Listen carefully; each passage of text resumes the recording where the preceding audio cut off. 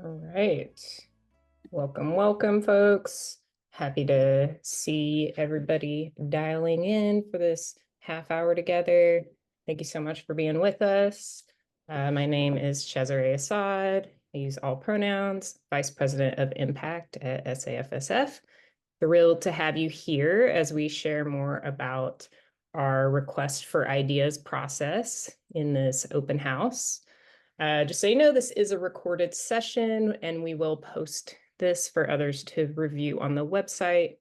And you'll hear a little bit more from my wonderful colleagues, Angie and Phoebe today. And Angie will be sharing helpful links and resources in the chat during our discussion. So you'll have everything handy that we talk about. So today is to talk about requests for ideas.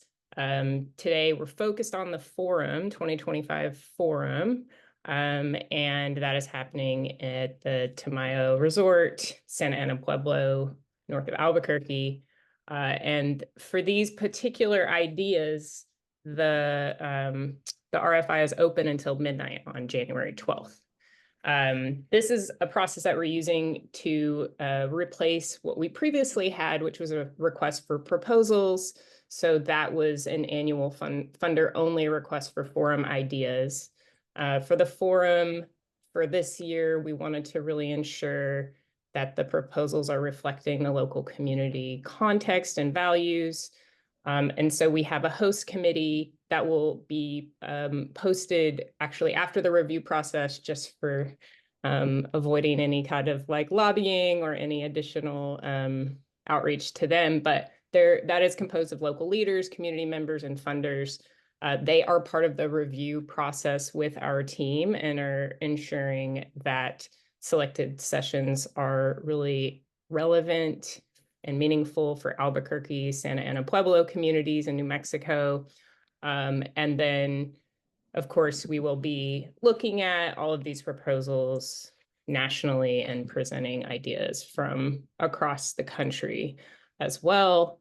And just to say that ultimately our staff, our really amazing team here, will make all the final decisions on programs for the forum. So that's a responsibility that we're excited about. And of course, we will be using all the collective resources to help inform those decisions. Please know that this RFI will actually remain open throughout the year. So this is a way for you to submit ideas that will help shape all of the programming at SAFSF. It will continue. So if you have ideas, even these forum ideas, our program team will be looking at those, considering those, and understanding where those can be surfaced in our programming throughout the year, as well as just to help us understand the ecosystem and what's happening in the field. So, we definitely encourage you to submit ideas so that we can look at those and understand and contextualize what's happening. But in particular, for this particular process, we really wanted to focus a little more on what we're looking for. We're going to talk in detail about that. But for now, a little bit just about our core values and sort of the collaborative approach that's really guiding this year's RFI process. And in general, our program design, sort of as I spoke to, we're really looking for ideas and ensuring that our work is contextualized locally across the country. And all of this is deeply informed by our commitment to social justice and racial equity.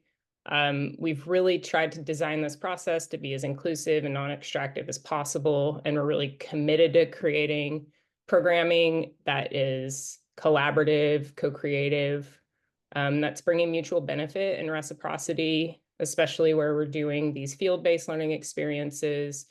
We really want to provide tangible benefit for local communities and ensure we're creating a positive and reciprocal experience for everyone and have real accountability around that. We're looking for compensation for community partners in these ideas. So any non-funder speakers and facilitators need to be fairly compensated for their time, and that's going to include travel and accommodations, and the support from their funder sponsor, and also obviously the support honoraria for those who are non-funders.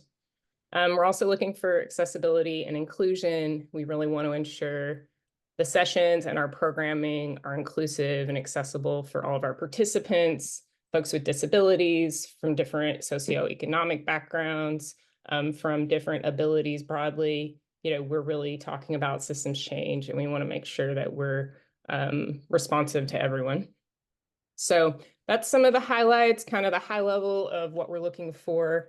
And I'm going to pass it over to Phoebe, who's going to get into a little bit more detail. Hi, everyone. Phoebe Gooding. I'm the program director for SAFSF. I use she, her pronouns. Great to be with you this afternoon. So a little bit of what Cesare was saying is that this RFI process is designed to be very accessible. So what we're looking for in your submission is a high-level idea for the different sessions that align with our vision for systems change in food and agriculture. So just wanted to reiterate this. The process to submit is designed to not take a whole lot of time, capacity, and we'll get more into the details if you're selected later. So it's designed to be accessible and collaborative and provide an opportunity to share your initial thoughts. Then if you're selected to receive support in developing a fuller proposal. So we're looking for a broad range of voices, including funders, frontline community leaders, movement leaders, government representatives, field-based practitioners, and other stakeholders. And to just reiterate, funders must cover the registration, travel, and accommodations of their non-funder speakers and a meaningful honorarium. And this requirement must be met for workshop proposals to be considered. This year, SAFSF has a limited budget to support community-based leaders as part of the plenary and program sessions. And we will not have capacity to help fundraise, and we likely won't be able to support every non-funder. So we recommend partnering with a funder who can support the community organization or the individual's ideas. So we have several different session types, which are listed on the form, and you'll be prompted to select one. We have space for approximately 14 panel discussions or workshops, 6 learning dinners, 8 structured networking sessions, 3 integrated capital case studies, and 4 full day and 3 half-day field-based learning experiences. So, what we're looking for in our criteria is alignment with key themes and strategic vision of systems change, resilience, justice, and democracy. We're looking for alignment and commitment to social justice and racial equity, looking for originality and creativity, and again, a systems change lens. We're looking for diversity, equity, inclusion, and accessibility, and we'll be also looking for impact. And you can find all of our selection criteria on the website, which I know is in the chat. And just wanting to note that you can submit more than one idea. So multiple ideas for different session types and topics are welcome. And I'll pass it over to Angie. Thanks, Phoebe. Hey, y'all, I'm Angie Boone, Senior Program Associate, and I'm just gonna quickly give an overview of the submission requirements and next steps, and then I'll give a highlight of the timeline. And so like Phoebe said, this whole process is designed to be accessible, straightforward, hopefully easy for you. If you haven't had a chance to check out the form yet, I'll just share a quick overview of what you'll find when you get in there. So you'll be prompted to share a session title, a high-level overview, and this would touch on how your idea centers the experiences of BIPOC communities, like Phoebe just touched on. We'd love to see a list of your speakers, and it's okay if it's just a list of possible speakers. If they're tentative at this point, we'll ask for more details later if you're selected. And then we'll also ask what support you might need from SAFSF. So this could be help identifying speakers, logistical support, or help with content refinement. And then we'll also ask about the funding status. So are you a funder that is supporting this idea? Are you in need of support, or do you already have a funder who has offered to support this idea. And then last, we'll ask about any additional information that you think that we should have. And so next, I'm just going to quickly share a slide for those of you that love a visual. So to review some of these key dates and what's coming up in the next couple months, as you know, our deadline for the RFI submission is this Sunday, January 12th at midnight Pacific time. And as we've said, those submissions are coming in on a rolling basis. We're reviewing them on a rolling basis. So send them in when you're ready. We're really excited to check them out. And then those of you that are selected will be notified on January 31st. And so if selected, you'll receive a confirmation email, and that email will include instructions on how to register for the forum. And this will be required for us to include you in the program, and instructions to join a brief orientation call specific to your session type. So whether it's a panel or a workshop or a learning dinner, field-based learning, etc., we'll have different orientation calls for you. And the timeline for those calls will be between February 1st and March 15th. And then we'll include instructions on how to submit a finalized proposal by March 15th, as well as instructions on how to schedule a planning call with SAFSF and your confirmed speakers. And so the time frame for those, the speaker prep calls, will be between March 15th and May 30th. And then also in April 14th is our deadline. We plan to have a finalized list of all the speakers and the forum agenda. And then of course, the big event is June 9th through the 12th. So again, if selected, we'll share more details about all of this, but we just wanted to highlight these key dates so folks are aware of what they would need to be committing to in the next couple of months. And so that concludes our quick overview of the process. And so we'll open it up to questions from y'all, and just keep in mind, right now, we can't answer any questions about your specific session idea, but we can answer some general questions about the process. So feel free to put any questions in the chat or raise your hand or come off of mute.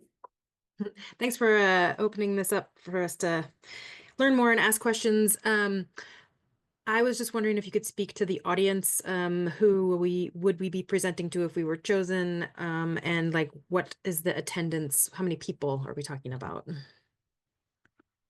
Sure, that's a great question. So the audience will be the diverse capital stack of funders across all of the funder types that SAFSF serves and supports. So everyone from sort of individual wealth holders, philanthropic organizations, CDFIs, intermediaries, funds, community funds, to impact investors. So that will largely be the audience. And then, of course, there will be community-based orgs, there will be practitioners, consultants, government representatives, sort of the broader set of different stakeholders. And for this year's forum, our attendance is going to be approximately 300. I just had a real quick question about the case studies thing, because I hadn't seen that in past forums.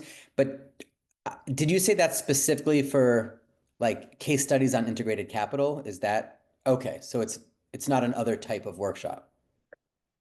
It is, at this point, we're really looking for case studies on integrated capital. That's what that session is about. And don't be discouraged. I think if you have a workshop idea, like we'd love to see it. And even if it's not necessarily applicable for that case study session, it may fit somewhere else. Or we may say, hey, this is a great idea for a panel. Could we expand on this? Or we may say, hey, Adam, could we partner on this in February and run it, not February, but so but meaning if we're thinking of a session that we were thinking of designing that fits the case study and breakouts, we could still just do that as a workshop, like submit it as a workshop, and then you'll let us know if it fits something else better.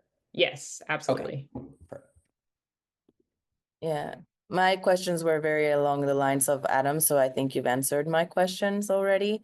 I think the only other thing is in terms of length. Is there a particular length that we need to stay within for the proposals when we're thinking about them? There is a limited word count for the ideas, and I don't have it right up in front of me. I believe it's like 250 words, so they're very short, brief ideas. So it should really just be kind of like the high level summary of what you're thinking. And what we're Um, thinking, can it be, is it like, I know there's workshop panel, like different showcases types. Is there a length of time? Just like in thinking of the idea, are we thinking about an hour and a half, 30 minutes? All of that is in the request for ideas. So when you Okay. actually complete the form, it'll say, ask you those specific questions, and you can just check the box. Okay, but is there a requirement? Like I haven't looked at in detail. Is there like they all have their own timeframes? Like each thing that you would apply for would tell you how long you're expecting. Yes. Okay, awesome. Thank you. Cesare, I'll verbalize some questions from the chat. So how much flexibility is there if something substantially changes that prevents the original proposal from going forward? For example, a case study for a project still in process that can only be presented if it closes. I think for these purposes, because we are going to need to basically get contracts in place for these agreements, because there's a lot of dependencies around travel and organization, we really are looking for these to be ready to go. So I think if it's got a dependency such as closing, for us, we would need to have everything confirmed. And if that changed, we would probably move on to the next participant and try to move quickly to get them up to speed. So ideally, we would have presentations that are ready to go that participants can confirm by the confirm by date, which is January 31st. Isn't the final date to confirm, Cesare, March 15th? To confirm details of like speakers? It is to confirm the details of the speakers, but Yeah. to confirm the actual session itself and to advance that. So I would also Okay. just say, like, add those details, add that into the comments if there's like a timeline that is something we can consider. Just add that into the comments or send us a note at events to go with your proposal so that we have all the information for your specific context and we can take that into consideration when we're looking at everything. Okay, another question from the chat. If we have not yet joined SAFSF membership, can we still submit the RFI? And another question, will the review committee provide feedback if there are similar ideas submitted and interest in connecting things? So the RFI is open to all members, non-members, grantees, practitioners, government folks. I've seen some folks that are in government who are like, I want to submit this idea as a private citizen. So that's cool. So we encourage, all stakeholders in the food system to submit ideas. In terms of review, we don't currently have capacity built in to provide feedback. That said, if there are similar ideas, and there is, I think once we kind of get through our main focus, which is programming for the forum, then we absolutely will be looking to connect the dots and sort of seeing how, as a program team, we can really support what we've learned from this process to help build stronger bridges and build stronger connections amongst all the ideas. And so that's definitely a big part of what this is designed for, is building relationships, understanding what y'all are up to out there, and ensuring that our team has a good sense of, what you're really kind of excited to amplify. So hopefully that answers that question for you, Eileen. Thanks for asking it. Next question. Can SAFSF help applicants engage New Mexico organizations to join a proposed session? No, I would say we don't really have the capacity to do that kind of outreach. If we see an idea come in and someone, if something comes in and we have an idea for it, and there's perhaps someone in our host committee or otherwise that we could think about, but that's not really something we have capacity to commit to. Another question, can a funder sponsor be a non-member, or could they only be an SAFSF member? Funders, all funder sponsors welcome. How many people would be supported? Like if our submission was accepted, how many people could be supported in attending to actually present it's a national effort that I'm talking about, but so I was just curious how many people we might be able to have present at a session if we're chosen. So the number of speakers on a Yeah. potential session. I mean, I think that's really up to that's really up to the proposed panelists, your kind of budget. I think for us, you know, typically the time frame is going to be three to five folks, would be typical for a panel. I think for a case study, it could be probably in the same range. If you need some guidance around that, let us know. But, you know, I think it really comes down to your organization's budget, and really the ability to draw together a cohesive kind of program in the time frame that's amplifying all the voices that are going to be represented there. Hey, any other questions coming up for folks? We have just a few more minutes here. Thanks, everybody. These have been really great, and we'll be able to make some updates to the FAQ here, which is part of what we're trying to do. Make sure that we have a running document of support. All right, I think I'll do a little last call.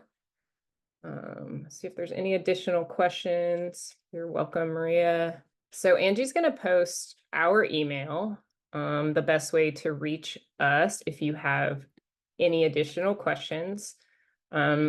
We are definitely available and we'll be all up in this over these next few weeks and super excited about it, and just really grateful, really appreciative to all of you for showing up, for participating, bringing your ideas.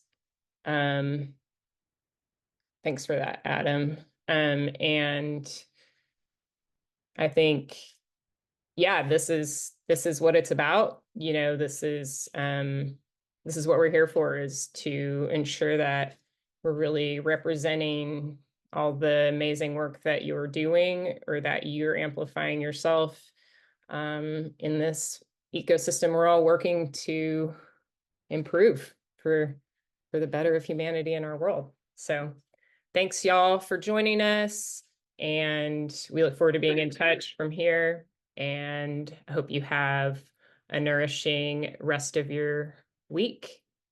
Take care.